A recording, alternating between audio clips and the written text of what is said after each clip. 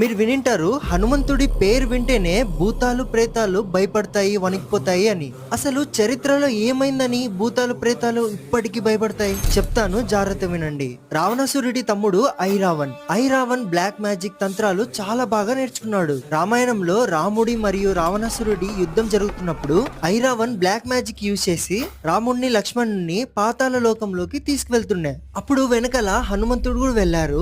ఐరావణ్ణి హనుమంతుడు ఎంత కొడుతున్నా ఇక్కడ చనిపోతున్నాడు, మళ్ళీ అక్కడ బతుకుతున్నాడు. హనుమంతుడికి అర్థమైతుంది ఇదేదో బ్లాక్ మ్యాజిక్ జరుగుతుంది నాతో అని. అప్పుడు తెలుసుకుంటాడు హనుమంతుడు 5 దిక్కుల్లో ఉన్న దీపాలు ఒకేసారి ఆర్పితే ఐరావణ్ణి చంపచ్చు అని. కానీ 5 దిక్కుల్లో ఉన్న 5 దీపాలు ఒకేసారి ఎలా ఆర్పాలి? అప్పుడే హనుమంతుడు రౌద్ర రూపాన్ని ధరిస్తారు, పంచముఖి హనుమాన్.